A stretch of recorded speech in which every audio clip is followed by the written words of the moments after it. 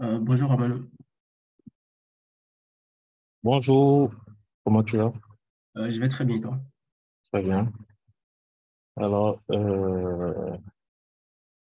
Je pense que les autres devraient se connecter. Didier m'avait écrit tout à l'heure, je crois que tu vois. Ils sont- on est connecté Didier. Bonjour Didier. Hop. Bonjour à tous. Bonjour, tu me reçois Didier? Oui, je t'entends très bien, Ramanou. Toi, Ok. tu m'entends? Oui, oui, 5 Parfait. Christelle qui est en train de se connecter. Qui est Christelle? Elle fait partie des équipes ACN et des journalistes. D'accord, ok, super. Bon, il y aura un certain nombre de personnes de l'équipe qui vont veiller à ce qu'on n'ait pas de perturbateurs durant la session et aussi valider les entrées, tout ça. Donc, Ça, c'est super. Je savais que je pouvais m'appuyer sur c'est toute ton expertise et toute ton équipe surtout. le mérite le mieux revient plus à l'équipe qu'à moi. J'ai eu beaucoup d'échanges en direct avec Fawaz et je sais il a fait un très gros travail. Donc, Ah, comme le disait Ramanou, c'est l'équipe, hein, parce que moi, j'ai fait que rapporter, hein. ouais, finalement, c'est qui? Ramanou dit que c'est pas lui, toi tu dis que c'est pas toi. En tout cas, merci infiniment. Je ne sais pas comment je pourrais vous dire ça, et toute mon équipe aussi, ils ont suivi toute l'organisation, on a échangé en interne et quand ils voient tout ce que ça produit, ils vous remercient tous. En tout cas, c'est un plaisir pour nous hein, de contribuer à ce travail-là que vous faites.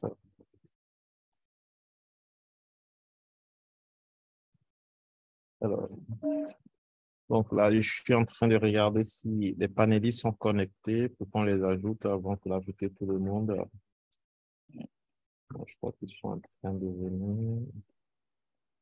Alors, Imad me dit qu'il est connecté, mais à personne. Laïka m'écrit en me disant je suis connecté, mais Alors, personne. peut-être, est-ce qu'ils sont connectés avec le nom, prénom? Imad Tabet, ça, oui, je le vois. Ouais. Euh, Alors, je vais leur envoyer peut-être le Yannick lien est parce que vraiment collaboratrice, mais lui-même, je ne sais pas, peut-être qu'il utilise. Je sais que c'est lui.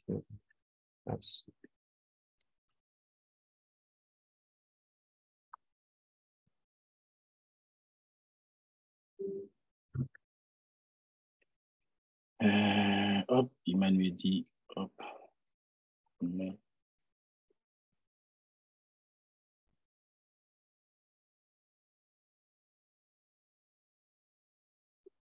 Il y a Youssef Agoumi également qui me dit qu'il est en attente. D'accord.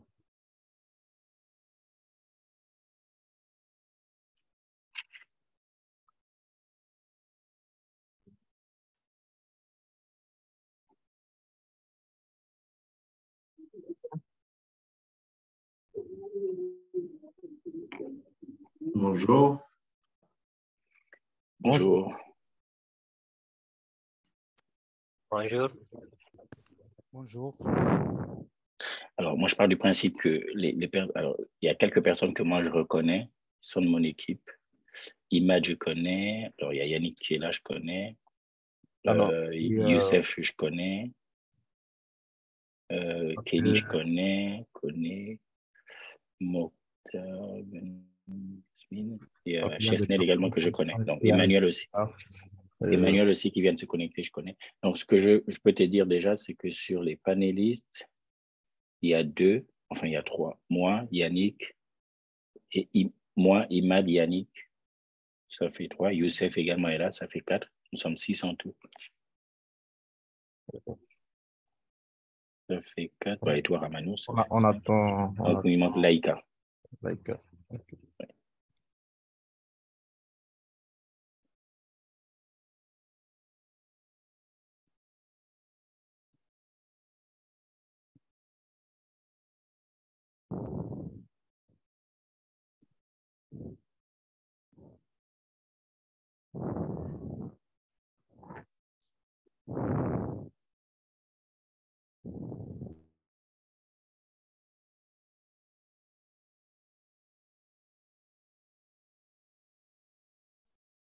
Laïka qui vient nous rejoindre, donc je pense que l'ensemble des animateurs, tous les animateurs sont là.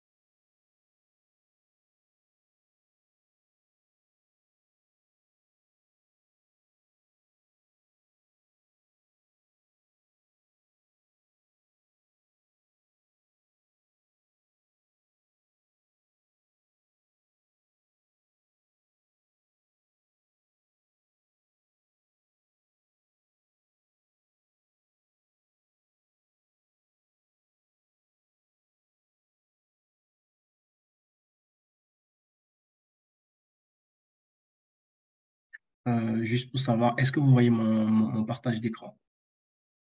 Oui, Fawaz, on voit ton partage d'écran. Merci. C'est intéressant.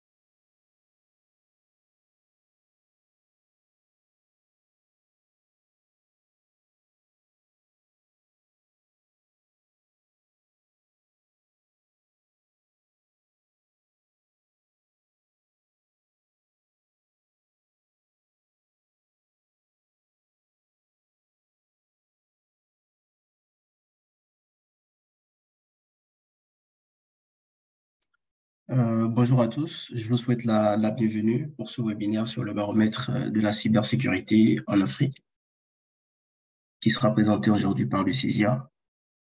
Nous allons attendre quelques minutes afin que d'autres participants puissent rejoindre la session. Et, nous allons commencer.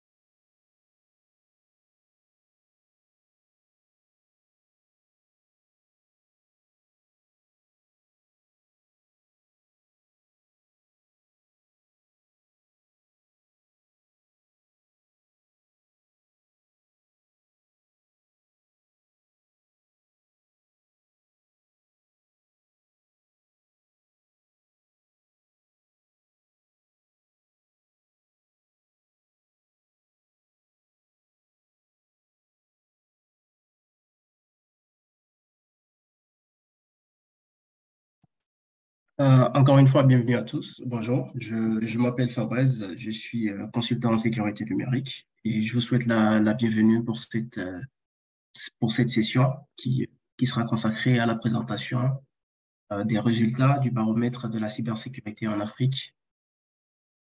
Et aujourd'hui, nous serons avec les différents partenaires du CESIA dans le cadre de la réalisation de ce webinaire. Je vais parler de Didier Simba. Didier Simba, qui est le président du CESIA. Je veux parler également de Ramanou Biaou, qui est directeur de Cyberspector et de Africa Cyber Security Mag, qui accompagne ce webinaire. Il y a également Yannick Ebibier, qui est directeur de SIGN. Également, nous avons avec nous Youssef Agoumi, qui est directeur général de Formine AME. Aussi, nous avons la présence de Laïka Mba, qui est directrice générale de ST Digital Gabon. Et pour finir, nous avons Imad Tabeté, qui est secrétaire général du CESIA. Je vous prie de m'excuser si j'ai écorché un peu votre famille. Encore une fois, bienvenue à tous. Sans plus tarder, nous allons commencer avec le CESIA. Alors, durant ce webinaire, nous allons faire une petite introduction et après, nous passerons à une entrevue sur la cybersécurité en Afrique. On va présenter les partenaires du baromètre 2023. Et juste après ça, nous passerons à la restitution des résultats, ce qui a été fait durant la réalisation de ce baromètre, ce qui est ressorti de l'étude. Et pour finir, nous passerons aux questions et réponses. Donc, je rappelle à tous que la session est enregistrée pour les questions de rediffusion plus tard. Et en ce qui va concerner les questions seront retenues dans le chat. Donc, n'hésitez pas à enregistrer vos questions. Et lors de la séance questions-réponses, vous allez les poser directement. Sans plus tarder, nous allons passer à l'introduction.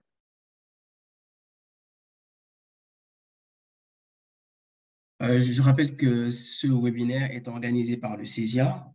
Le CESIA entendait club.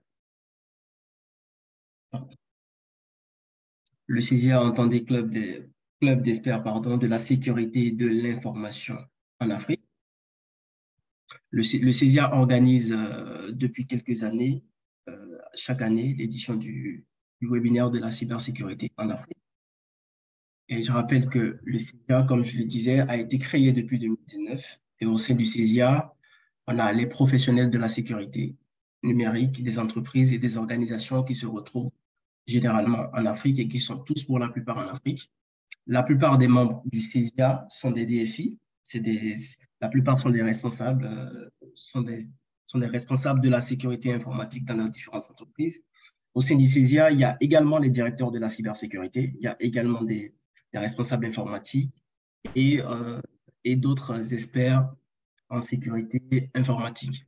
Le CESIA a été créé pour plusieurs raisons. L'objectif premier du CESIA, c'est de permettre une coopération entre les experts de la cybersécurité en Afrique et surtout les pouvoirs publics. Il faut savoir qu'il y a plusieurs lois, il y a plusieurs réglementations qui se présentent en Afrique. L'autre objectif du CESIA également, c'est de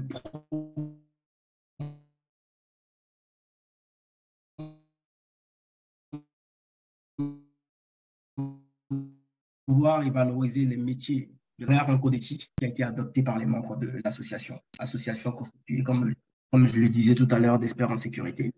Et le dernier objectif qui est à noter, c'est que le CESIA participe aux démarches nationales et est une force de proposition sur les tests réglementaires, guides et autres référentiels.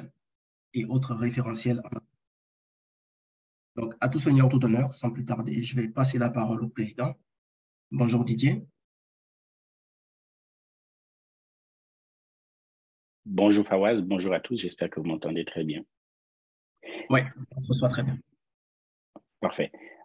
Effectivement, je vais rebondir déjà sur cette slide-là. Pour rejoindre le CESIA, comme l'a présenté Fawaz si bien, vous pouvez simplement aller sur notre site Internet et nous contacter depuis le site Internet.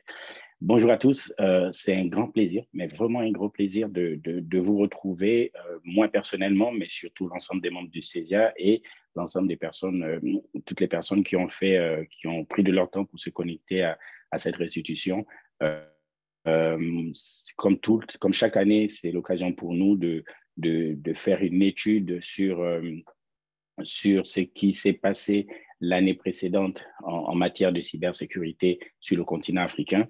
Et c'est la première fois que nous organisons et nous animons un webinaire pour restituer notre étude, d'autant plus que cette étude a eu un impact, enfin une organisation un peu particulière. Nous avons eu la chance et l'honneur, enfin le plaisir de nouer quelques partenariats, les partenaires qui vont se présenter juste après, et donc qui nous ont permis de toucher un maximum de personnes sur le continent, un maximum de professionnels uniquement sur le continent pour pouvoir obtenir, être au plus près de la réalité et des besoins de cybersécurité sur le continent. Donc, c'est l'occasion pour moi aussi bien de vous remercier d'avoir pris votre temps, comme je le disais tout à l'heure, pour vous connecter, mais surtout rappeler mes remerciements et nos remerciements, l'ensemble des membres du bureau, à nos partenaires qui vont se présenter juste après ça. Si on peut passer à la slide suivante, qu'est-ce qui en est de la cybersécurité de manière générale sur le continent? Alors, si je dis si je dis que le continent est attaqué, je ne suis pas en train de... c'est la slide juste avant. Je ne suis pas en train de donner un secret. L'actualité nous le rappelle tout le temps, et encore l'actualité sur les réseaux sociaux, il n'y a pas très longtemps, on a bien vu qu'il y avait, il y a un tollé, un sujet sur les entreprises africaines qui se font attaquer assez régulièrement. Et ça s'est démontré d'ailleurs dans ce baromètre, dans cette étude, où la cadence des cybercriminels ne s'est pas arrêtée. Ils ont encore maintenu leur cadence durant l'année 2022. C'est encore une entreprise sur deux qui s'est fait attaquer durant l'année dernière. Sachant que dans notre questionnaire, on prend bien le temps de préciser ce qu'on entend par cyberattaque. Une cyberattaque, c'est bien un événement qui a un impact significatif sur l'activité de l'entreprise. Une autre réalité qu'on a observée, c'est que les entreprises ont compris que la cybersécurité, on ne peut plus faire sans. On ne peut plus parler de numérique, de digital, de transformation digitale sans parler de cybersécurité. Et donc, cela se manifeste, cette prise de conscience se manifeste par le sponsoring du top management. De plus en plus de décideurs dans les domaines de la sécurité numérique ont le sponsoring du top management. À l'inverse, on a, au-delà du fait que la prise de conscience est faite et on est conscient également, on assiste également à des attaques quasiment assez régulièrement sur les entreprises et les organisations africaines. On se rend compte également que timidement, on est en train de mettre en place ce qu'il faut pour pouvoir résister, donc pour pouvoir se retrouver résilient. En 2021, 15% des entreprises africaines disaient avoir mis en place un programme de cyber-résilience. En 2022, c'est 17%. Alors, c'est une croissance, mais une croissance assez timide quand même. De notre côté, en tant qu'experts et les professionnels de manière générale pensent que les entreprises seront de plus en plus victimes dans les prochaines années. L'organisation de la cybersécurité et de la gestion de crise s'avère être indispensable plus que jamais. Les responsables de sécurité ont besoin de s'organiser et ont besoin de travailler, de collaborer. Et c'est d'ailleurs pour cette raison que le CESIA se présente comme étant cet espace d'échange et de partage entre experts, d'abord entre experts, mais aussi entre les experts et les pouvoirs publics pour pouvoir accompagner en cas de cyberattaque. Et le baromètre de la cybersécurité que nous allons vous présenter aujourd'hui s'impose comme étant un des outils qui nous a longtemps manqué sur le continent parce que pendant quelques années, on n'arrêtait pas de dire qu'on avait du mal à obtenir des chiffres sur la réalité de la problématique de cybersécurité sur le continent. Aujourd'hui, depuis 3 ans, le CESIA publie un baromètre de la cybersécurité qui nous donne la réalité du continent sur cette question de cybersécurité. Et c'est un outil majeur aussi bien pour les décideurs que pour les responsables de sécurité qui peuvent s'appuyer sur ces chiffres-là, sur ces études-là, pour pouvoir obtenir des décisions de leur top management. Les objectifs du baromètre, du coup, sont assez simples. On souhaite le baromètre met en place, fait un état des lieux sur les enjeux de la cybersécurité sur le continent et la perception dans les entreprises. Parce que, comme nous l'avons indiqué, les répondants à ce baromètre sont des professionnels de la sécurité. Ils sont tous DSI, DSSI, RSI, RSSI. Ils ont des compétences, ils sont tous acteurs dans leur entreprise en matière de cybersécurité. Et donc, ce sont eux qui sont bien placés pour pouvoir répondre à cette question. On a une image qui se met sur notre slide, c'est normal, Fawaz?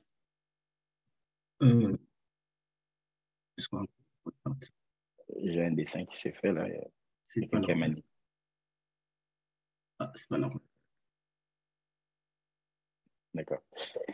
Le deuxième objectif qu'on se donne, c'est justement d'apprécier la maturité cyber dans les entreprises. Comme on le disait, les responsables les entreprises africaines prennent la mesure de la chose, mais il y a beaucoup de disparités d'abord entre pays, mais en plus entre continents et encore plus autant pour moi, entre les pays entre eux et après entre les entreprises et encore plus entre les secteurs d'activité.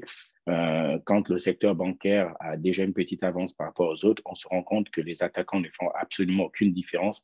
Et donc, tous les secteurs sont sujets à une cyberattaque et cette appréciation, cette maturité ressort dans notre baromètre pour pouvoir permettre de savoir où mettre le curseur et où prioriser pour répondre à la problématique. Le troisième objectif que se donne le baromètre, c'est d'identifier les besoins de cybersécurité pour les professionnels du secteur.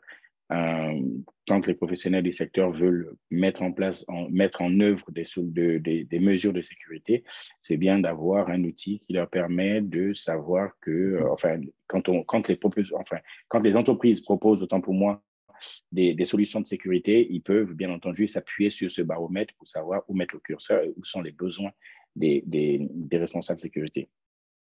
Je ne veux pas m'attarder plus longtemps.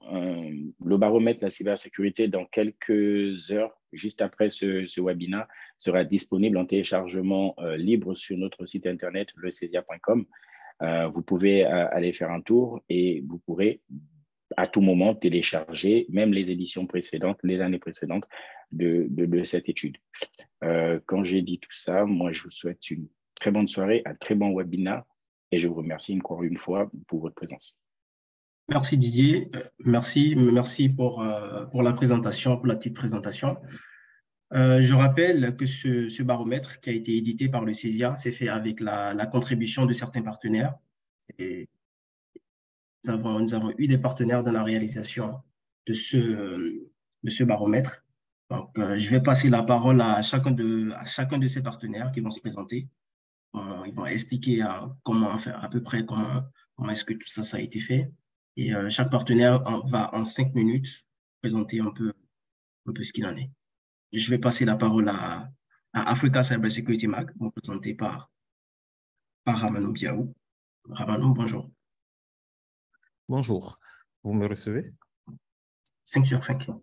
OK, merci et bienvenue encore à tous à cette présentation, je dirais, exclusive, en tout cas en avant-première des résultats du baromètre de la cybersécurité en Afrique organisé par le CESIA, que je remercie d'ailleurs au passage d'avoir associé Cyberspector à travers Africa Cyber Security Mag à la réalisation de ce baromètre-là. En tout cas, pour nous, c'est un instrument important, comme l'a rappelé Didier dans son intervention, qui n'est pas juste un simple document, ça doit devenir en fait, ou c'est déjà une référence pour permettre aux chercheurs, aux décideurs, aux opérateurs économiques, à tous ceux qui interviennent dans le domaine de la cybersécurité, d'avoir un socle pour une appréciation ou une photographie de comment se porte la cybersécurité sur notre continent. Et je m'en vais donc féliciter l'ensemble des membres du CESIA pour cet excellent travail qui est réalisé chaque année pour nous donner cette visibilité-là. Donc, moi, je suis Ramano Biaou, je représente aujourd'hui Africa Cyber Security Mag, qui est édité par Cyberspector, dont je suis le dirigeant. Et Cyberspector a lancé Africa Cyber Security Mag il y a un peu plus de 3 ans pour apporter en fait aussi là l'excellent travail qui se fait dans nos différents pays, hein, parce que comme vous le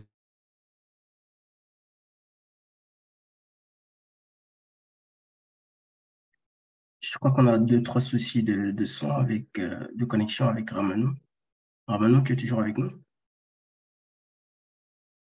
la sensibilisation qui va avec n'était pas en son temps au niveau. Donc, nous, à travers le magazine, on apporte une veille stratégique sur des questions de cybersécurité, spécifiquement orientées sur l'aspect technique, économique, juridique et également les aspects géopolitiques liés à la cybersécurité.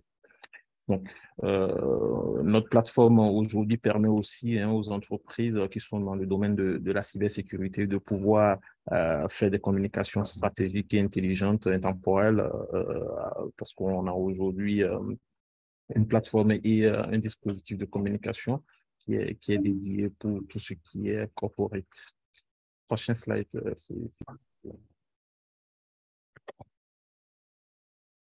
Alors, Africa Cyber Security Mag, c'est plusieurs items qu'on développe au sein du magazine, notamment, j'ai parlé de la veille informationnelle qui permet d'avoir un panorama de tout ce qui se déroule dans les 54 pays de l'Afrique en termes de cybersécurité, qui est diffusé sur nos canaux de réseaux sociaux. Nous avons également une newsletter que nous éditons de façon hebdomadaire et qui fait la synthèse des actualités fortes de la cybersécurité au niveau de l'Afrique.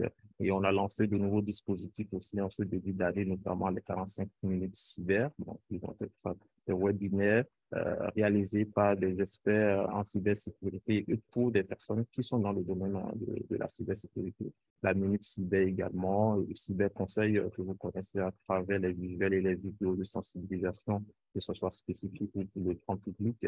L'index de la cybersécurité par pays que nous publions aussi de façon hebdomadaire et qui permet d'avoir une cartographie de comment se porte la cybersécurité dans chaque pays, les cyberinterviews, notre Cyber TV que nous avons lancé en fin d'année.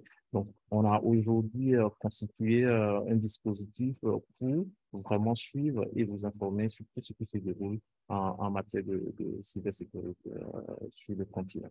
Donc, c'est un plaisir pour moi d'être là aujourd'hui pour parler de ces éléments et c'est aussi grâce à vous qui nous suivez depuis toutes ces années. Donc, on est partenaire du CESIA, on accompagne le baromètre, mais également beaucoup d'événements qui se déroulent dans l'écosystème cyber africain. Hein, la plupart des grands événements cyber, nous sommes partenaires.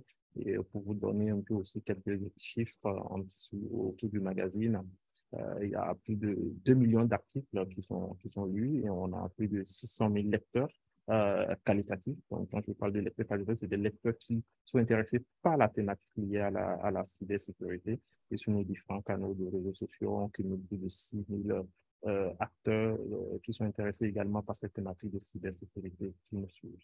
Donc, je vais m'en arrêter là et puis merci Fawaz pour avoir donné la parole. Merci Ramano, merci pour la présentation de Africa Cyber Security Mag. Juste après Ramanou, nous allons passer à la présentation de ST Digital. ST Digital, bonjour Laïka, représenté par Laïka aujourd'hui.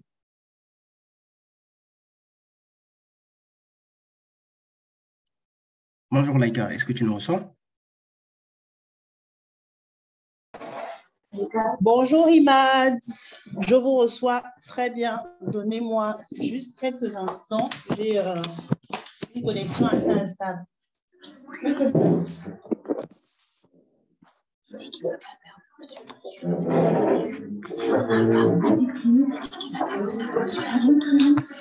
Il est prêt. Alors, je vous remercie déjà et je vous félicite pour le travail qui a été accompli. Donc, je m'appelle Laïka Mba, je suis la directrice générale de ST Digital et au nom de tout le groupe, nous sommes vraiment fiers d'avoir été partenaires du CESIA et d'avoir pu contribuer à ce baromètre qui véritablement est j'ai envie de dire, un véritable guide aujourd'hui pour tout professionnel de la sécurité et de la cybersécurité. Donc, modestement, je vais présenter ST Digital en quelques lignes. Donc, ST Digital, c'est d'abord un groupe qui a une ambition panafricaine. Nous sommes présents aujourd'hui dans 7 pays. Nous sommes en République démocratique du Congo, au Cameroun, nous sommes au Gabon à Libreville, au Togo.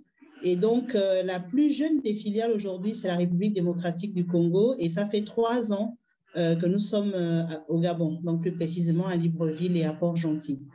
Nous avons 5 grandes lignes de service. Donc, la première, c'est la formation, parce qu'il est important pour nous de contribuer au développement du capital humain. Et je pense que c'est un des axes, par ailleurs, qui est totalement corrélé avec les missions du CESIA.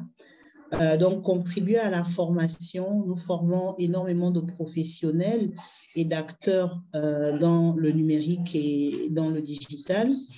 Nous avons l'intégration. Nous sommes aujourd'hui Gold partenaire de Microsoft et d'Oracle. Donc, nous vendons énormément de licences, de produits qui amènent nos clients aujourd'hui à en tout cas, à optimiser tout leur processus opérationnel. Nous faisons du support, donc énormément d'accompagnement en infogérance, du conseil, donc conseil en transformation digitale. Nous avons accompagné plusieurs acteurs, notamment dans le secteur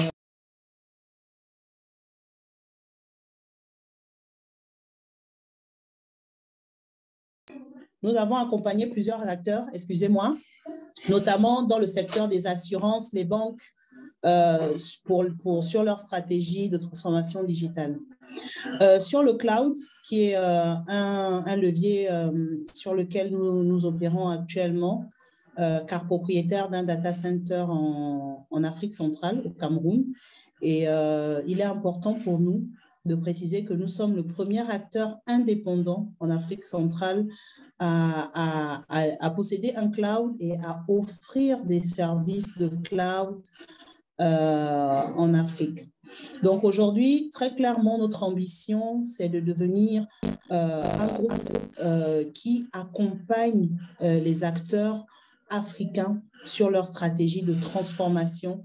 Un groupe qui est totalement aligné aux standards internationaux que l'on retrouve partout ailleurs en Europe, en Occident.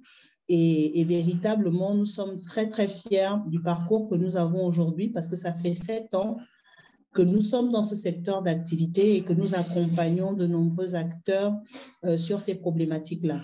Donc là, vous avez quelques images de notre cloud et des services que nous offrons. Et il nous a paru totalement, j'ai envie de dire, naturel de contribuer à la mise en place de ce baromètre parce que la cybersécurité, comme on le sait, est aujourd'hui un sujet plus que d'actualité. Et en tant qu'ancien membre fondateur du CESIA, je tiens véritablement à continuer à pousser cette initiative qui est un véritable levier de transformation pour les professionnels en informatique que nous sommes. Donc, voilà vraiment en quelques lignes succinctes ce que je peux dire sur ST Digital. Et je félicite encore une fois l'équipe du CESIA pour ce livrable qui est vraiment à la hauteur des attentes. Merci. Merci Laïka pour la présentation de ST Digital. Juste après ST Digital, nous allons passer à Formmind. Formmind représenté aujourd'hui par Youssef. Bonjour Youssef, est-ce que tu me reçois? Oui, parfaitement.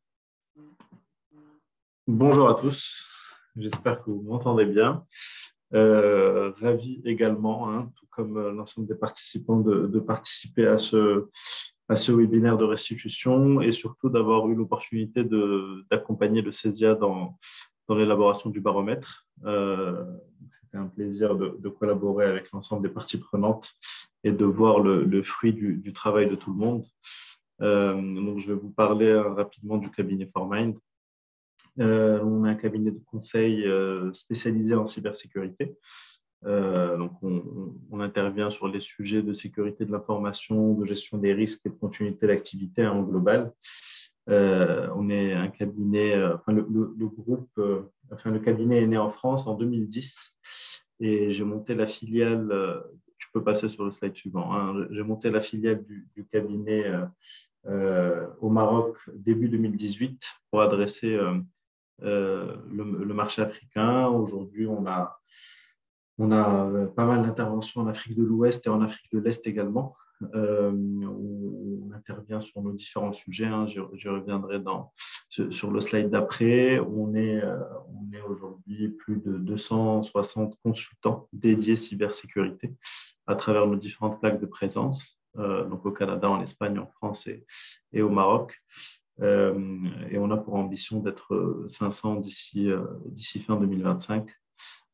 Avec plus de 300 clients sur différents secteurs d'activité et des reconnaissances marché dont on est fier, notamment un classement par le Financial Times depuis 4 ans consécutifs en tant que champion de la croissance et d'autres reconnaissances également.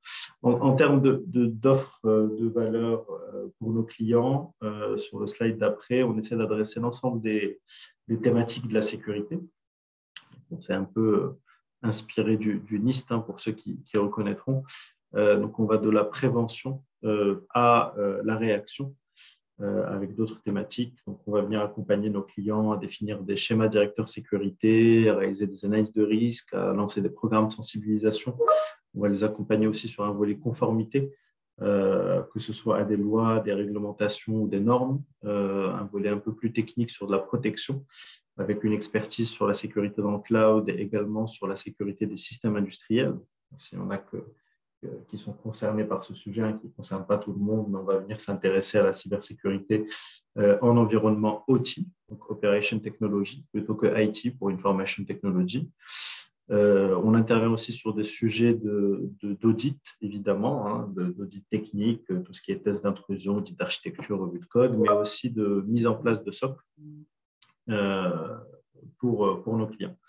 Le volet réaction va plus concerner tout ce qui est plan de continuité d'activité, gestion de crise, plan de secours informatique. Ces derniers temps, avec la recrudescence des attaques en Afrique, on a de plus en plus de sollicitations pour former les COMEX d'entreprises à réagir en cas de crise. Donc, on a de plus en plus de missions comme ça, hein. Surtout non, mais on a aussi l'attaque récente, hein, que vous avez dû suivre au niveau de BOA au Mali, qui a pas mal bousculé aussi le marché, et notamment sur cette partie gestion de crise. En transverse, on a le volet formation, évidemment, hein. On est en capacité à faire des formations certifiantes et des formations non certifiantes. Et puis, on intègre également des solutions de cybersécurité avec différents partenaires, en plus d'un volet de services de détection et de réponse à incidents avec une équipe SOC et une force d'intervention rapide. On est capable d'intervenir selon le modèle choisi avec nos clients rapidement suite à des incidents cyber subis par nos clients. Voilà, j'ai essayé de brosser un peu rapidement peut-être, hein, le panorama de nos offres. J'ai parlé du cabinet également et en termes de référence, hein, vous allez voir sur le slide d'après, on a une forte capacité de benchmark sectoriel. On est né, si vous voulez, dans la banque et l'énergie, mais on a rapidement suivi l'évolution de la cybersécurité, j'allais dire, dans le sens où c'est devenu un sujet qui concerne tous les secteurs aujourd'hui. Je ne vous apprends rien en vous disant ça, et tous les métiers dans l'entreprise. Donc, on a à la fois multiplié les secteurs qu'on accompagne, mais aussi nos interlocuteurs, où on ne s'adresse plus uniquement, enfin, on s'adresse toujours évidemment au DSI, au RSSI, mais le scope a été élargi aux responsables conformité, aux directions risques, aux directions audit, à des directions métiers, voire même aux directions générales en direct.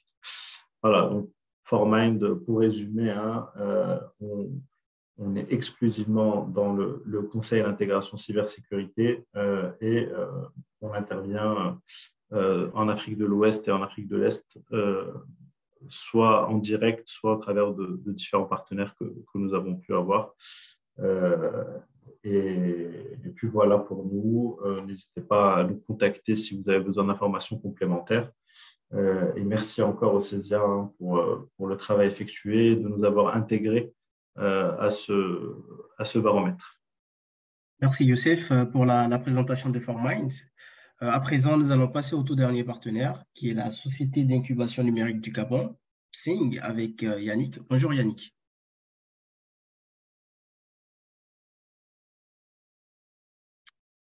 Bonjour et merci pour l'invitation. Merci, tout le plaisir est pour nous. Je te passe la parole pour la présentation de la société de SING. Très bien. Donc, la SING, c'est la Société d'incubation numérique du Gabon. On est la première société de services en innovation au Gabon et dans la sous-région. C'est une société qui a été créée pour pouvoir accompagner le renforcement de la compétitivité des entreprises et des administrations et des startups grâce à l'innovation d'une part et aux nouvelles technologies. Donc, nous proposons quatre métiers. Le premier ligne de métier, c'est l'incubation, puisque nous avons vocation, nous, à baisser les barrières à l'entrée pour toutes les entreprises, toutes les personnes qui veulent se lancer dans l'économie numérique. Donc, nous avons un incubateur qui s'appelle Pivot 4.0, où nous avons accueilli là depuis notre création plus de 14 000 personnes qui viennent soit pour des séances de travail, pour louer des bureaux, organiser des événements ou tout simplement assister à des ateliers de formation. Donc, l'incubation, c'est un métier qui est important pour nous puisque il nous permet de détecter, les startups dans lesquelles nous allons donc prendre des participations. Et ça me fait donc parler de la deuxième ligne de métier que nous avons, qui s'appelle donc SING Capital. Donc, nous allons prendre des participations au sein de startups qui vont intégrer les différents programmes que nous avons. Donc, nous avons des programmes d'accélération courts de 3 à 4 mois et des programmes d'incubation plus longs de 1 à 2 ans. Donc, dans le cadre de ces programmes, nous détectons des projets innovants. Nous prenons des participations, soit en capital, donc en prenant des participations au capital social ou en apport en industrie. Et nous avons vocation de sortir du capital au bout de 5 ans maximum. À côté donc de la ligne capital, nous proposons du conseil en stratégie d'innovation. Là, nos cibles, c'est essentiellement des bailleurs, des administrations publiques où nous leur proposons donc de concevoir des programmes, exécuter des programmes pour eux, ou tout simplement les accompagner dans la transformation digitale de leurs relations clients, de leurs process internes. Sur cette partie-là, nous avons un rôle au sein de l'écosystème gabonais de tiers de confiance. Donc, nous faisons beaucoup de mise en relation, nous créons des synergies entre les acteurs internationaux et les acteurs locaux où nous créons la rencontre entre l'offre et la demande sur ces sujets-là liés au numérique dans ce cadre. Et enfin, dernier métier que nous avons, c'est une Digital Factory. Donc, une Digital Factory, c'est-à-dire qu'aujourd'hui, nous avons en interne des développeurs qui peuvent proposer des services de développement offshore pour des entreprises à l'étranger ou sur place. Nous avons la particularité de travailler uniquement sur des solutions où on a des modèles économiques où on peut faire du revenu sharing ou sur des projets vraiment innovants sur lesquels par la suite on peut tenter de prendre des participations auprès de l'entreprise que nous avons accompagnée. Donc voilà un peu, essentiellement du conseil, du capital investissement, du développement informatique et de l'incubation. Donc, nous travaillons avec le CESIA en partenariat parce que la cybersécurité est un sujet critique pour notre État, le Gabon. Et nous pensons que c'est un sujet d'avenir tout simplement dans les questions d'économie numérique. Donc, nous sommes toujours donc à l'affût de start-up ou de sociétés qui développent une expertise particulière sur ces questions-là, qui trouveraient le modèle économique intéressant pour le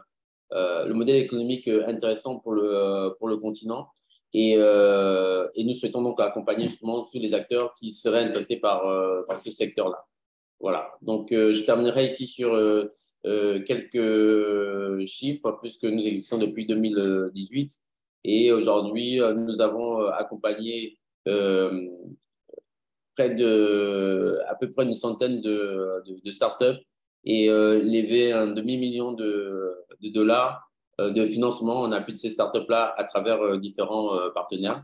Et nous continuer ainsi dans l'objectif pour nous de faire émerger un champion national à l'échelle du continent d'ici 2030.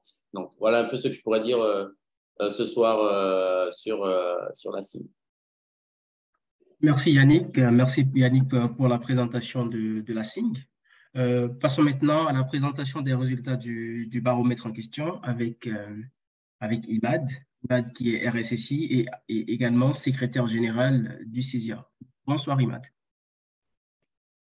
Bonsoir Fawaz, bonsoir tout le monde. J'espère que vous m'entendez. Oui, on te reçoit 5 sur 5.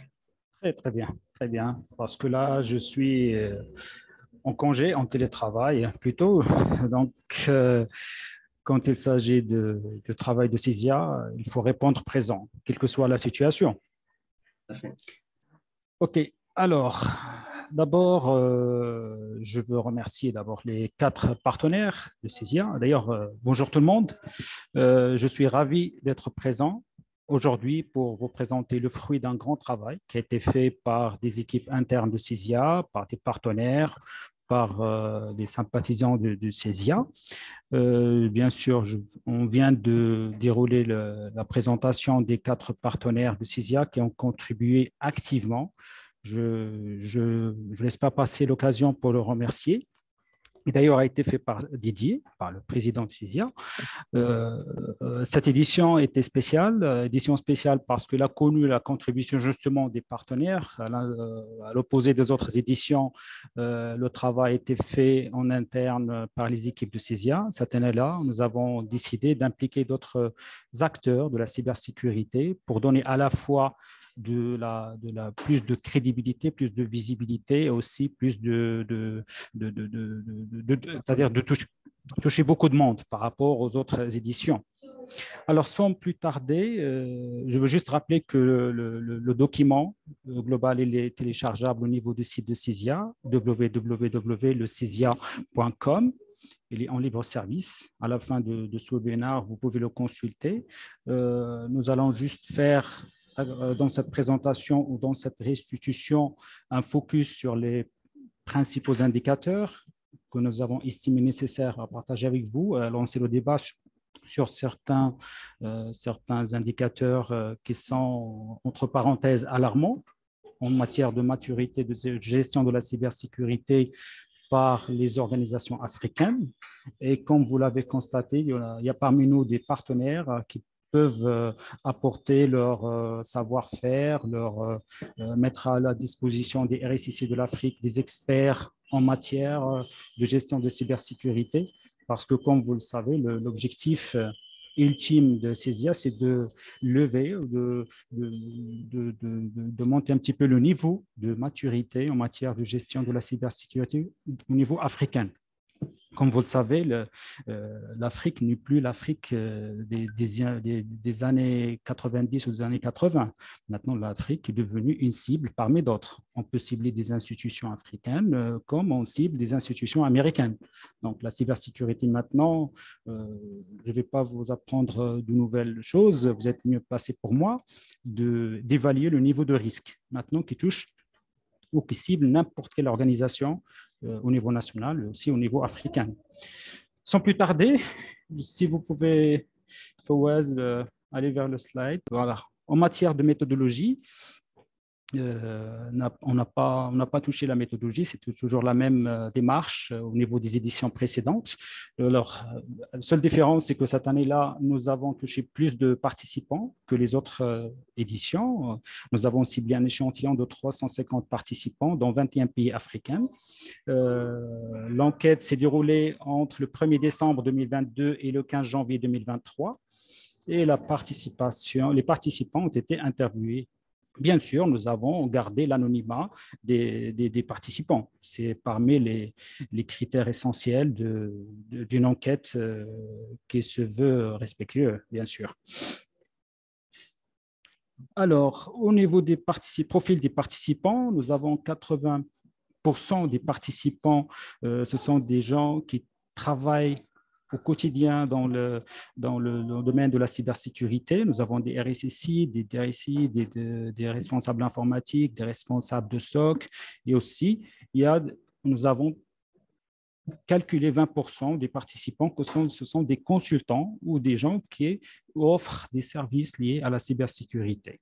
Donc, si on veut, ça donne une crédibilité ou si vous voulez dire, je voulais dire plus d'assurance en matière de réponse, l'objectivité en matière de réponse.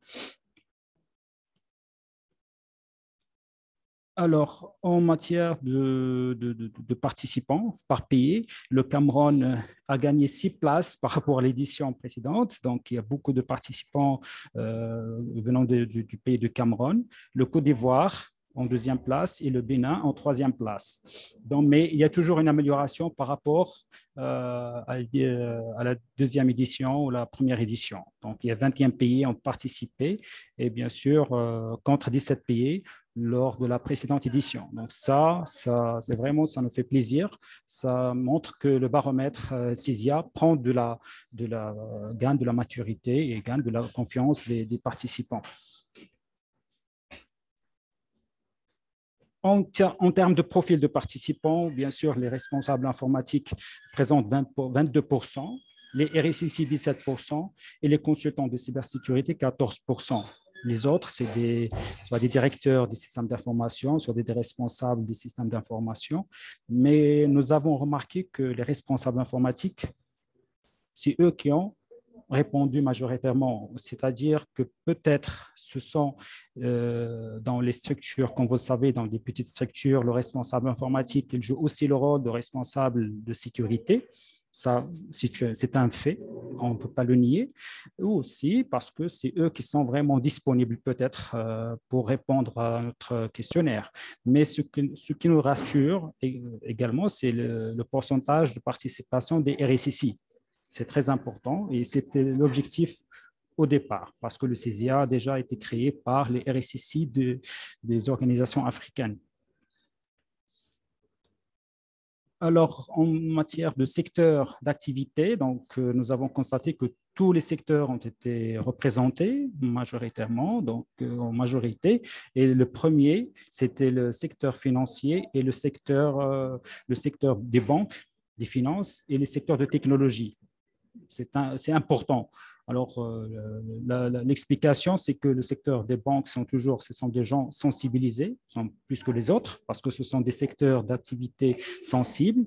Donc, sensibilisés aux aspects de la cybersécurité. Les secteurs de technologie, peut-être que ce sont des supports pour ces institutions financières.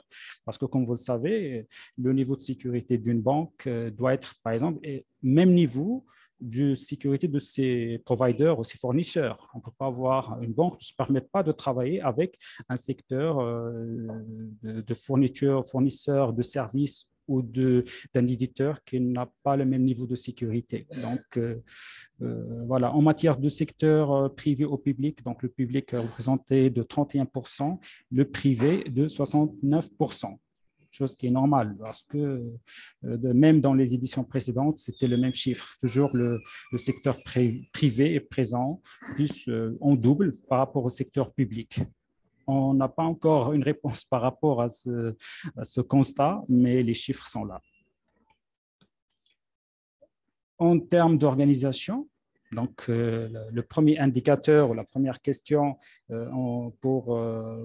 concernant le profil des participants à l'enquête, on a posé la question sur le rattachement du RSSI ou du directeur du système de sécurité des systèmes d'information. Est-ce qu'il est rattaché à la direction générale? Est-ce qu'il est rattaché à la direction des systèmes d'information? Ça, ce sont des bonnes pratiques en matière de l'organisation de la sécurité au sein des organisations. Et la bonne nouvelle, c'est que la majorité des RSSI ou des directeurs des systèmes d'information, de sécurité des systèmes d'information sont rattachés à la direction générale. Cela montre ou démontre l'engagement du top management dans les aspects liés à la cybersécurité ou à la sécurité des systèmes d'information. Quand on a un RSSI attaché à la direction générale, il a plus de poids qu'un RSSI rattaché à la DSI. C'est très important et ça nous reconforte, ça nous donne plus d'assurance par rapport à l'organisation avec laquelle on gère les aspects de sécurité au sein des organisations africaines.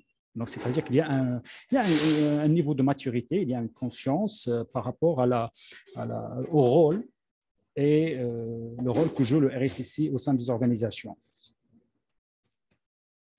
En matière de critères de priorité de la cybersécurité au sein de l'entreprise, donc la question, c'est une question qui permet de dire comment vous estimez que la cybersécurité est une priorité au sein de l'entreprise.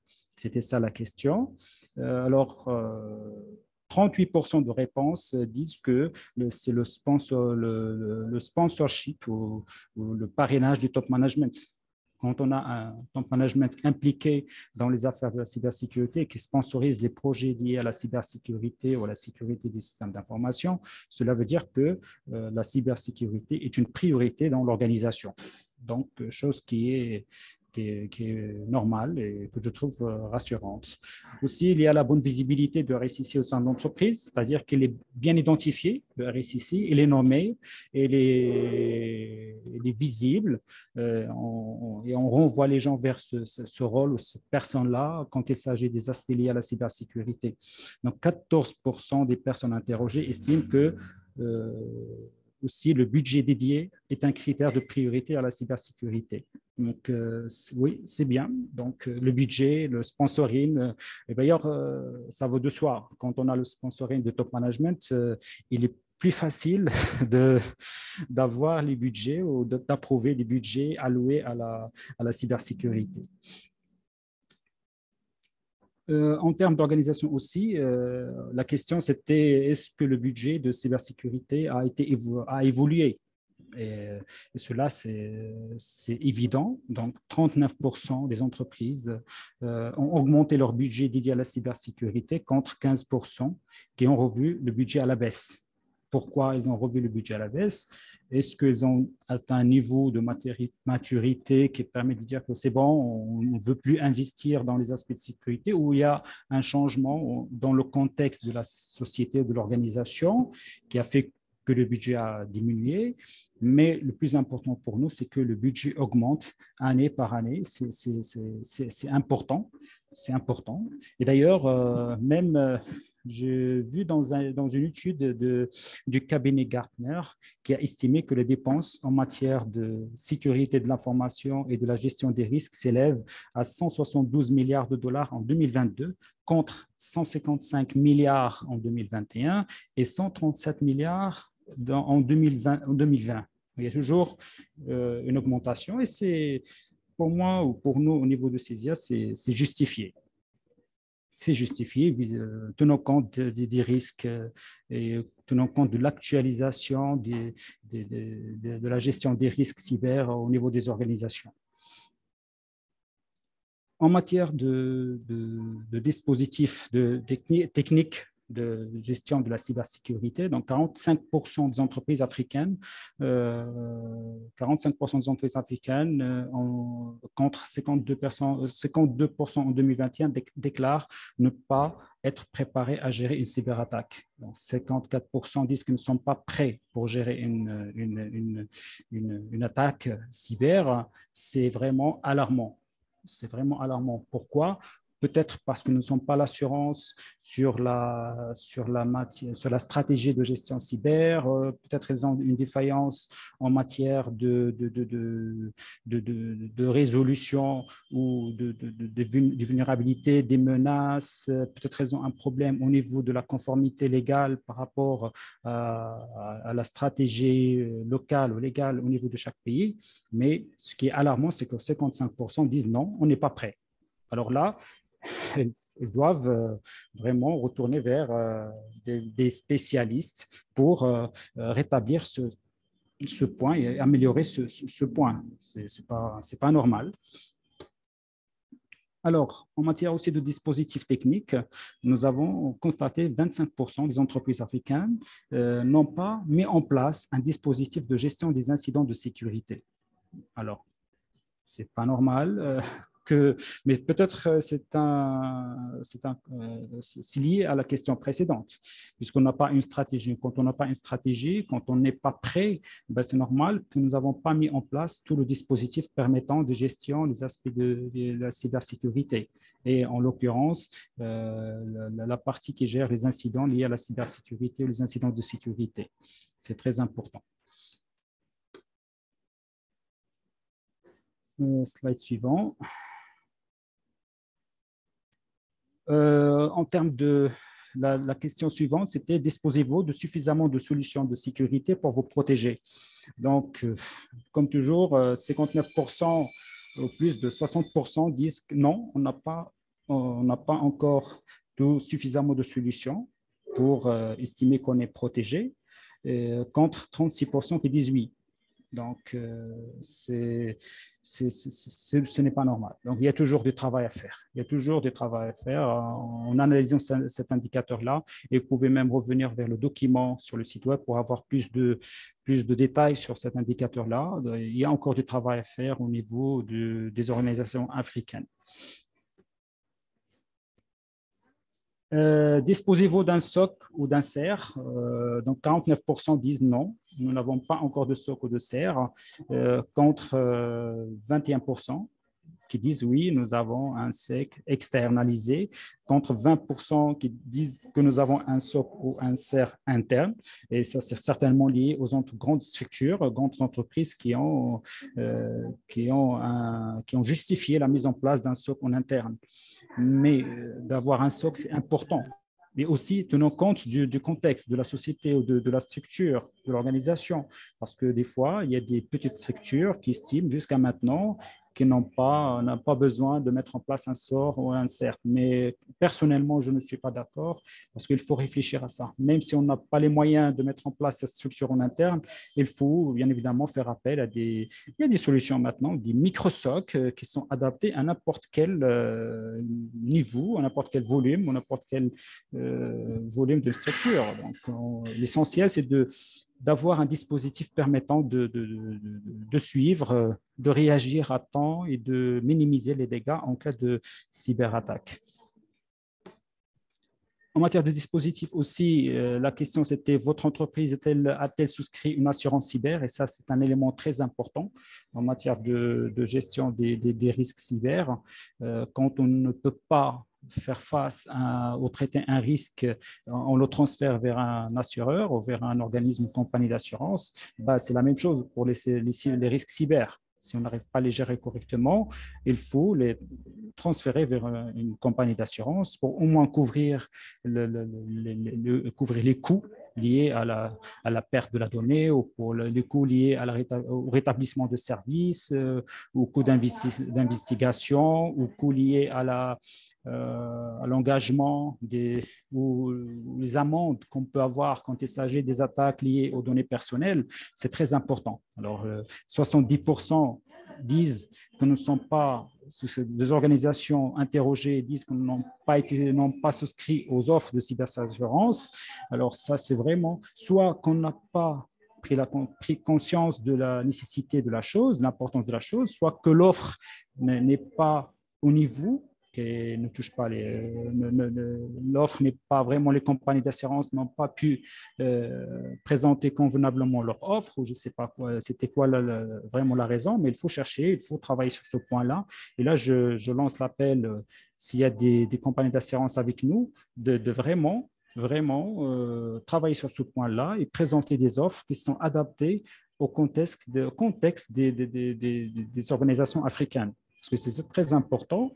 On a remarqué en Europe, aux États-Unis, il y a vraiment des offres qui sont vraiment intéressantes et qui ne présentent pas un coût, vraiment un coût qui n'est pas un coût considérable pour couvrir la majorité des risques cyber. C'est très important. Il faut qu'on réfléchisse à ce point-là. Alors, l'exposition des organisations africaines aux cyberattaques, donc les trois grands risques qui peuvent toucher les organisations africaines selon les réponses qu'on a recueillies au niveau de cette étude, ce sont les intrusions physiques, le phishing, les données de service et les ransomware. C'est normal parce que ça reflète aussi la situation des organisations africaines. Donc, il faut traiter ce point des intrusions physiques. Pourquoi les répondants disent que la majorité se sont mis d'accord que l'intrusion physique présente la première menace. Ça, il faut aussi travailler sur ce point-là et voir pourquoi. Peut-être au niveau de CISIA, nous allons préparer des livrables, soit des livres blancs, soit des études, soit des webinaires qui vont traiter ces points-là. Pourquoi? On va voir pourquoi les intrusions physiques, par exemple, présentent la majorité des réponses. Donc, on va travailler sur ça et on va pousser le diagnostic sur ces points-là. Exposition des organisations africaines aux cyberattaques. Donc, à la suite de la crise sanitaire, bien sûr, qui est derrière nous, on a posé la question sur le phénomène a impacté le plus l'activité cybersécurité des organisations africaines.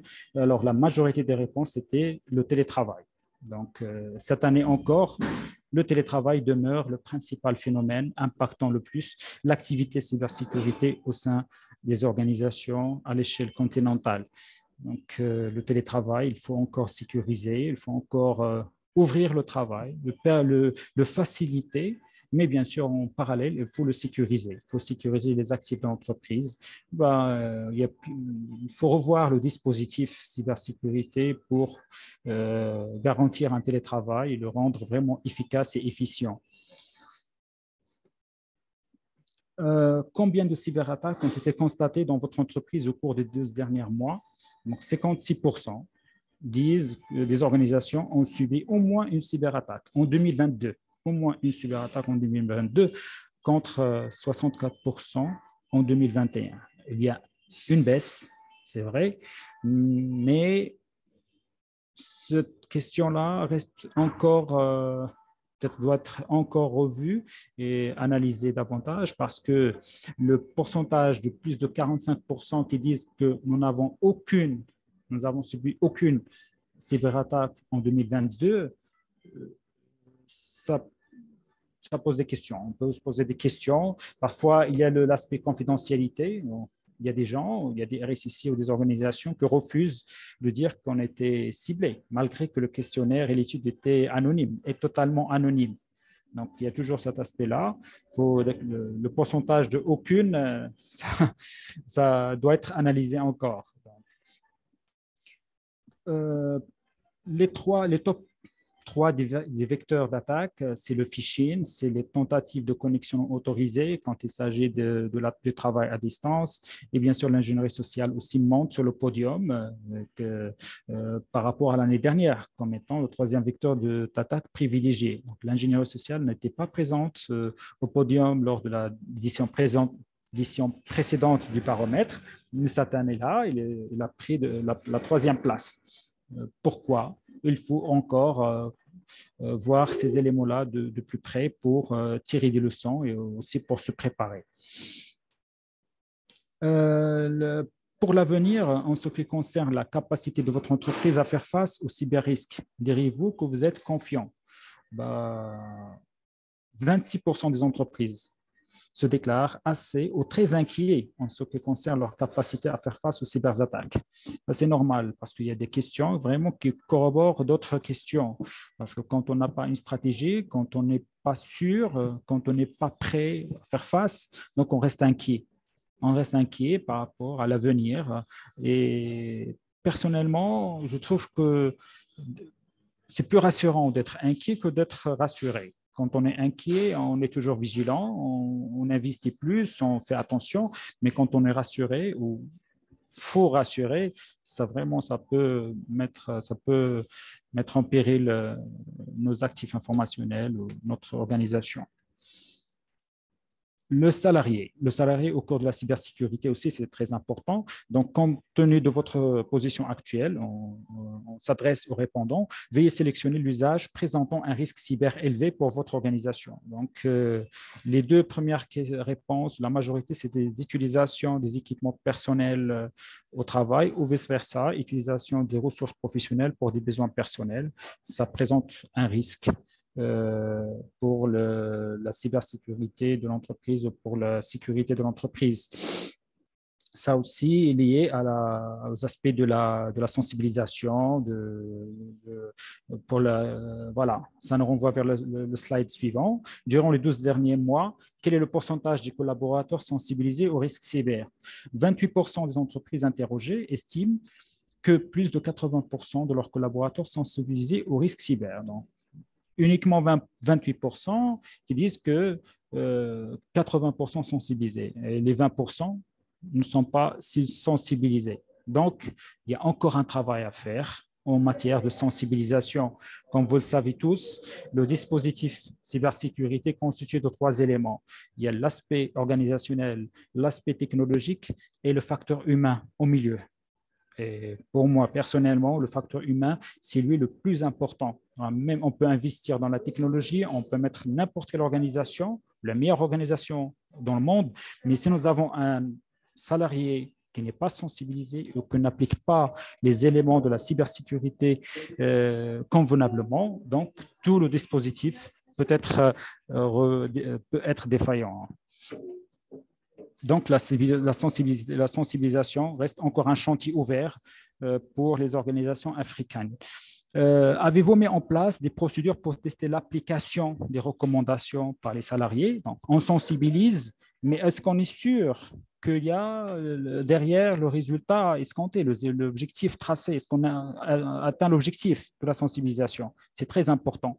Et là, en cours d'élaboration, donc la grande partie disent que nous sommes en train de mettre en place des mécanismes qui permettent de vérifier l'application, soit par exemple des tests de phishing, soit des campagnes de contrôle interne, soit éventuellement des missions d'audit. Mais vraiment, c'est pas rassurant. C'est pas rassurant cet indicateur-là parce que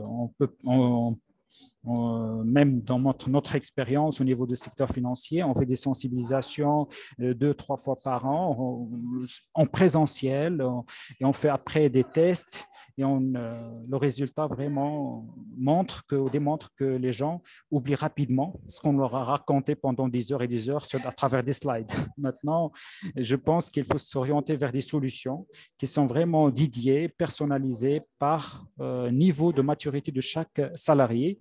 il y a des solutions dans le marché qui permettent de faire ça et qui permettent aussi de remonter des indicateurs quant à l'application des recommandations. Le salarié aussi, quel mode de sensibilisation? Soit vous utilisez le présentiel pour sensibiliser les salariés ou vous faites recours à des solutions intelligentes e-learning. Donc, 67% encore restent sur le travail classique, à présentiel, inviter les gens dans des salles de réunion, présenter des slides, discuter, faire des quiz ou des mini-quiz, mais ce qui est rassurant, ce que j'ai aimé moi personnellement, il y a presque 33% disent qu'on fait recours à des solutions. Et je suis sûr et certain que dans les prochaines éditions du baromètre de CESIA, cet indicateur-là va augmenter. En matière de gouvernance de la cybersécurité dans votre entreprise, les documents suivants sont-ils rédigés, validés et publiés? Nous avons proposé quelques documents et nous avons 75% de personnes disent que nous avons une charte graphique, charte informatique déployée, 65% ou plus de 66% disent que nous avons une politique de cybersécurité, de sécurité des systèmes d'information, une PSSI déployée, la matrice des habitations, la cartographie des risques, cartographie des actifs. Donc, c'est important. En matière de documents, on commence à travailler, on commence à produire et déployer des documents qui permettent de mieux gouverner les aspects de la sécurité des systèmes d'information. C'est important. Mais derrière, il faut les actualiser. Plus important, il faut le revoir. La révision de ces documents, c'est important. On peut mettre en place un document qui était parfait il y a 5 ans maintenant, mais est-ce qu'elle répond toujours au contexte de la société, de l'organisation? Est-ce qu'il est toujours à jour? Est-ce qu'il suit l'évolution, la cartographie des risques? C'est plus important. Donc, mettre en place un document, c'est important. Le maintenir à jour, c'est plus important. À quelle fréquence les risques cyber de votre organisation sont évalués? C'est très important de revoir la cartographie des risques cyber vraiment à une fréquence régulière qui soit adaptée au contexte toujours de l'organisation et l'évolution des risques au niveau de l'organisation. Donc, il y a des gens qui disent 37% disent on révise annuellement la cartographie des risques. 30% disent plusieurs fois par an, c'est important. 17% rarement, aléatoirement, jamais. Même 8% disent que jamais nous avons révisé. Donc, on est dans un statu quo de cartographie. Donc, comme je l'ai dit tout à l'heure, c'est important d'avoir un document, mais le plus important, c'est de le maintenir à jour, de l'actualiser en fonction des évolutions internes ou externes, en fonction de changements d'activités ou de process et voilà, des activités de l'entreprise. Aussi en matière de gouvernance, selon votre position actuelle, quel est le métier de la SSI dont on a besoin de votre entreprise? Donc, RSSI reste toujours le profil le plus recherché par les entreprises africaines en 2022. Donc, c'est l'occasion pour des gens qui cherchent une reconversion vers ce profil-là. On a toujours un besoin. C'est important, c'est normal, parce que à la fois c'est un besoin opérationnel qui est intéressant pour l'entreprise en interne, mais aussi c'est une obligation légale. Maintenant, il y a des stratégies de cybersécurité nationale par pays et ces documents-là, légaux, imposent aux organisations, d'ailleurs les organisations d'importance vitale, d'avoir un RSSI identifié et bien sûr qui prend en charge les aspects de sécurité au niveau de l'entreprise. Donc, il y a un besoin légal aussi, mais un besoin opérationnel initié par l'entreprise elle-même. En matière de gouvernance aussi, constatez-vous une pénurie de profils SSI entraînant des difficultés de recrutement? Oui. Donc, 70% des entreprises interrogées confirment une pénurie des profils SSI. Donc, nous avons toujours ce problème de compétences, de fuite de compétences, de formation qui n'est pas adaptée des fois au marché du travail. Donc, les entreprises africaines souffrent encore de la pénurie en matière de compétences des profils, en matière de pénurie des profils de sécurité. Donc, un appel aux écoles de formation. Nous avons encore besoin de profils RSSI, profils SSI pour alimenter le marché d'emploi des sociétés africaines. Un point sur l'usage du cloud en Afrique. 42% des entreprises africaines stockent certaines données dans le cloud. Donc, il y a encore du travail à faire sur l'usage du cloud, mais ça bouge. Par rapport aux éditions précédentes, ça bouge. Nous avons constaté une amélioration dans l'usage du cloud et c'est normal parce qu'on commence à démocratiser les services du cloud en matière de coûts. C'est intéressant aussi. En matière de transformation digitale des métiers, le cloud facilite beaucoup de choses. Donc, le cloud commence à être intéressant pour les entreprises africaines. Bien sûr, en parallèle, il faut rassurer le management sur l'usage du cloud à travers la mise en place d'une stratégie cybersécurité qui permette de rassurer le management quant à l'usage des services cloud. L'usage du cloud, quels sont les risques selon la question? C'était veuillez choisir 3 principaux risques en ce qui concerne l'utilisation du cloud. 58% disent que le premier risque, c'est l'indisponibilité de connexion Internet, l'indisponibilité de la connexion.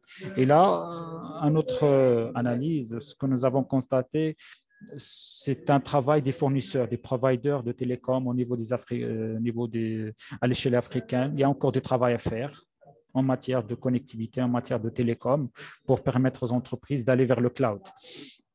La confidentialité de données vis-à-vis de l'hébergeur, aussi, c'est un élément de risque par rapport pour les entreprises africaines.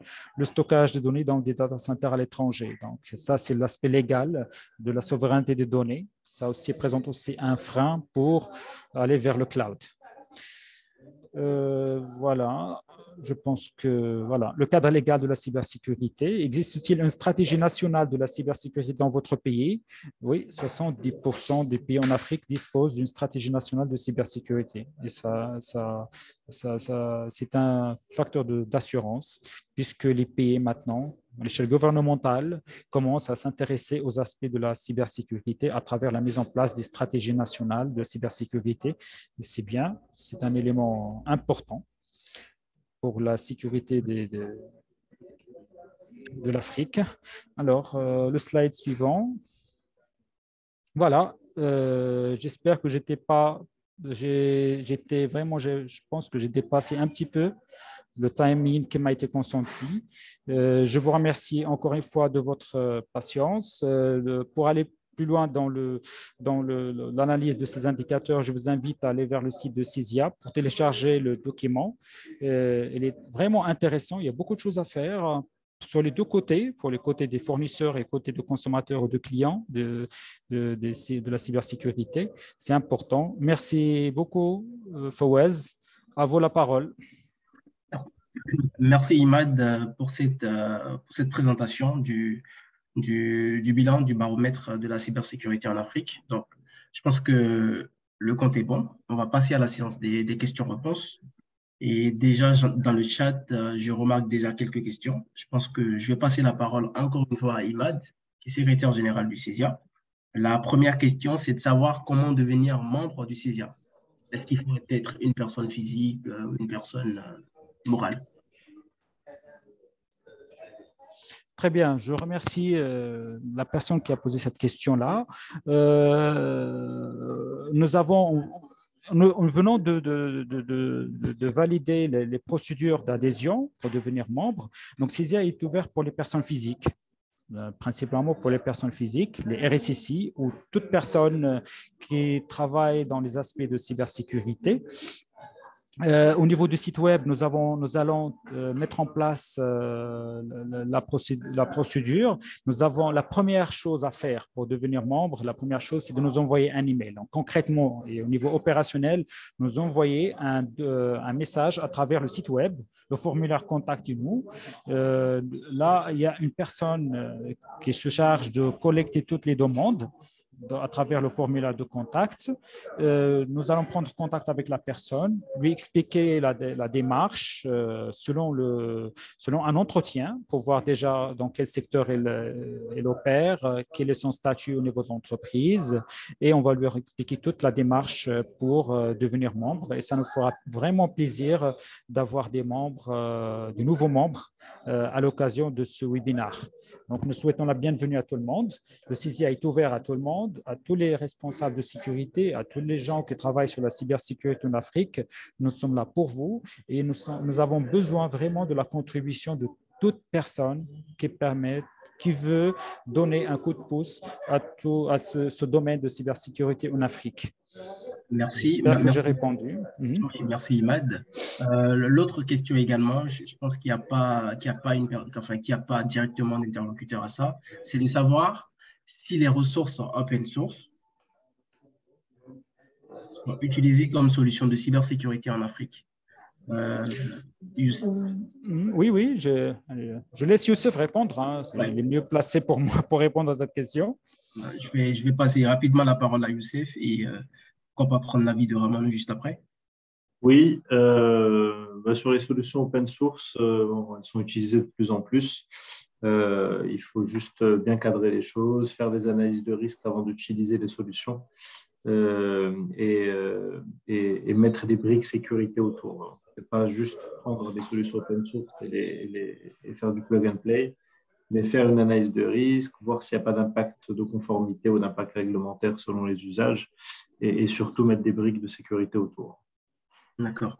Ramanou, un avis sur le sujet? Alors, effectivement, c'est des solutions aussi qui peuvent être utilisées et il y a certaines agences spécialisées dans le domaine de la cybersécurité qui certifient des solutions open source.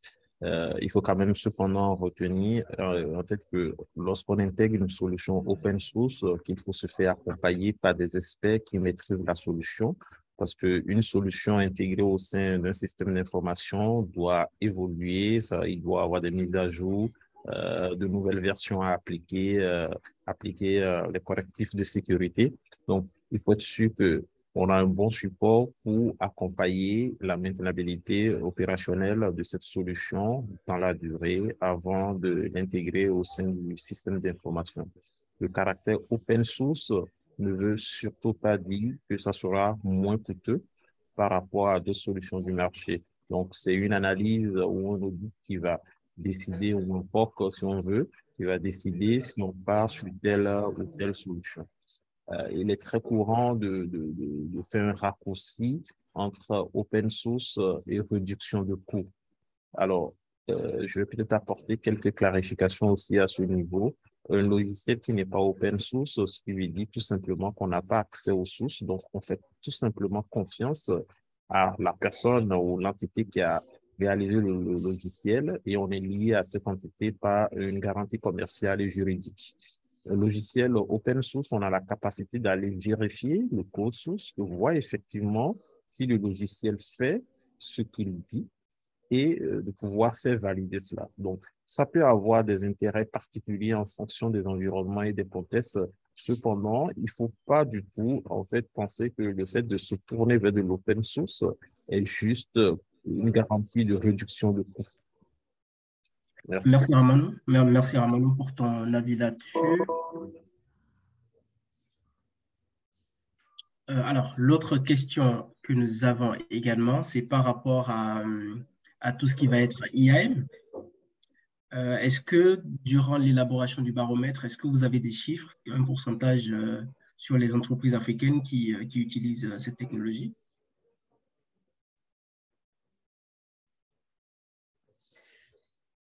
La vérité, non, on n'a pas vraiment un pourcentage exact sur l'usage, mais on peut faire une étude, hein. On peut travailler sur le sujet, on va publier, on a dans notre rapport d'activité, le plan d'action de cette année-là, on peut l'intégrer et faire une étude spécifique à ce sujet-là pour l'usage de ces solutions et des outils dans les entreprises africaines. Mais à l'âge d'aujourd'hui, on n'avons pas et je ne peux pas prononcer sur sur ce sujet-là, je n'ai pas vraiment de la matière pour répondre à cette question. D'accord. Je profite rapidement de la prise de parole de Imad pour lui demander si les résultats du baromètre prennent en compte pardon, les administrations publiques. Oui, effectivement, il y avait un pourcentage de l'administration publique, c'était de 20-25% des réponses venues des administrations publiques. Oui. Merci. Et l'autre question également qui a été adressée sur les chats, c'est pour les fournisseurs d'accès à Internet, à part le MAN-NRS, pardon, pour la sécurité du routage Internet. Est-ce que vous avez d'autres technologies à conseiller? Peut-être, je vais passer la parole à Yannick, s'il est toujours avec nous. Oui, je suis toujours là. Alors, sur cette question, pour les fournisseurs d'accès Internet, à part le MANRS pour la sécurité des routages sur Internet, est-ce que vous avez des choses à conseiller? Peut-être qu'en attendant de réfléchir à cela, je passe la parole Alors, à… je peux peut-être apporter quelques clarifications sur la question du manners, si Oui, Ramon, tu vas-y. veux bien. Effectivement, le manners est une spécification de sécurité de routage qui a été proposée pour les fournisseurs d'accès à Internet et aussi les opérateurs de télécommunications. L'objectif étant, puisque lorsqu'on parle d'Internet, on parle de réseaux très connectés. Donc, l'objectif, c'est de faire ce routage avec beaucoup plus de confiance. Donc, chaque opérateur doit non seulement intégrer un certain nombre de principes de sécurité par rapport à son routage, donc il s'appuie généralement sur le chiffrement et déclarer également sa table de routage pour être connu, pour être sûr que lorsque un routage BGP est annoncé, on sait bien que ça provient de tel opérateur. Parce qu'en annonçant, on annonce en même temps le numéro de l'opérateur, on est sûr que ça. Donc, on est vraiment sur des questions d'identification de la source et de la destination. Et ça, c'est des problématiques, effectivement, qui ne vont pas peut-être toucher directement les entreprises sur l'aspect opérationnel du quotidien, mais ça peut avoir un impact si l'opérateur ou le fournisseur d'accès à Internet d'une organisation ou d'une entreprise qui a un système d'information sensible n'intègre pas bien ces principes de sécurité dans la déclaration de son routage Internet. Et si je pourrais juste faire un commentaire, parce qu'effectivement, ce sont des problématiques qui ne sont pas directement liées, notamment pour les startups et les entreprises avec lesquelles nous travaillons. Mais par contre, ce sont des sujets, lorsqu'on voit des gros opérateurs comme nous dans le secteur minier, par exemple, ou pétrolier, certains, justement, vont essayer de développer eux-mêmes une infrastructure complètement autonome d'accès à Internet pour éviter ces risques-là qui pourraient venir des sociétés de télécommunications qui ne seraient pas complètement à niveau sur ces sujets-là. Et donc, parfois, donc, ça peut créer, nous, dans notre écosystème, ça peut souvent créer justement des frustrations entre les différents acteurs. Et donc, nous, on veille justement à ce que sur ces sujets-là, que l'on puisse avoir des startups qui puissent justement accompagner ces grands-là à s'aligner sur les bonnes pratiques. D'accord, merci Yannick pour ta contribution.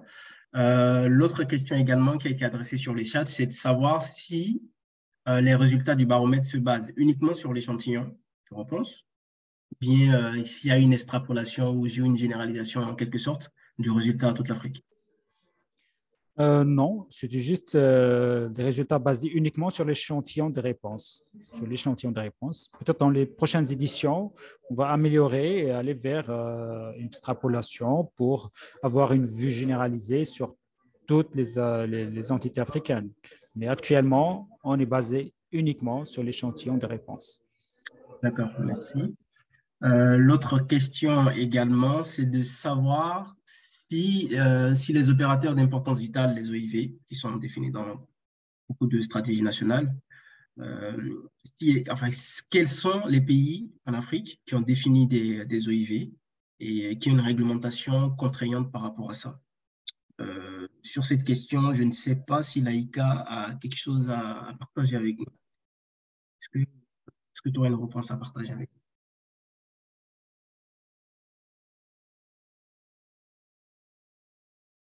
Laïka, toujours avec nous?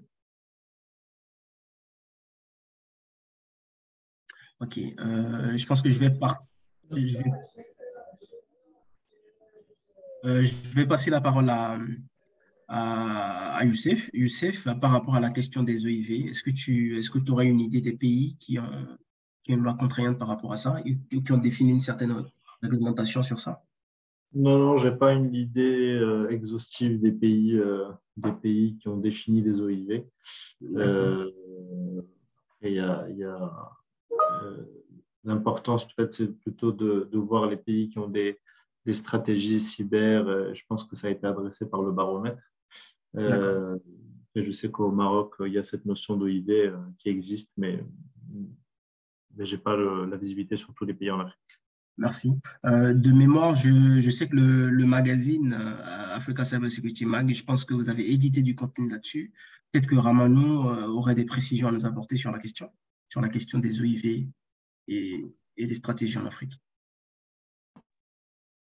Alors, sur cette question des OIV, en fait, en Afrique, c'est très difficile de pouvoir donner des chiffres ou en tout cas une cartographie assez précise. Cependant, il y a des pays qui ont mis en place des stratégies nationales de cybersécurité et qui intègrent notamment des services sensibles qu'on appelle OIV. Ça a différentes dénominations en fonction des pays. Et effectivement, il y a certains pays qui ont clairement donné les spécifications que les OIV, les entreprises, les organisations publiques ou privées qui ont le statut d'OIV doivent appliquer pour être conformes en tout cas à ce qui est de la sécurité des informations ou de la sécurité nationale. Après, une liste complète, moi, je n'ai pas connaissance. Et d'ailleurs, quand on dit OIV, elle ne devrait pas exister pour le grand public, cette liste. D'accord. Merci Ramanou pour ta contribution. La dernière question pour boucler la boucle, elle va être adressée directement à Imad. Quand est-ce que le baromètre sera en téléchargement? Après la fin de ce webinaire, nous allons le mettre à la disposition du grand public au niveau du site web de CISIA. Merci beaucoup. Je vous remercie pour la réponse. Nous sommes à présent à la fin du webinaire. Je remercie l'ensemble des participants. Je remercie le président de CISIA. Je remercie Didier. Merci Yannick pour ta présence lors de ce webinaire. Merci à Youssef également. Merci Laïka. Merci Imad et merci Ramanou. Merci à tous les participants de ce webinaire. Nous sommes ravis de vous avoir présenté ce webinaire qui fait le bilan du baromètre de la cybersécurité en Afrique. Je vous remercie Fawaz. Au nom de l'équipe de CISIA, je vous adresse les vifs remerciements. Merci à vous, merci à toute la présence, tout le monde qui ont participé, partenaires, participants. Restez à l'écoute. Nous allons encore produire d'autres livrables qui seront vraiment d'une valeur ajoutée pour la cybersécurité en Afrique. Merci Fawaz. Merci à tous. Si le président est avec nous, je pense qu'on va prendre son mot de fin, s'il est toujours là. Didier, est-ce que tu es toujours avec nous?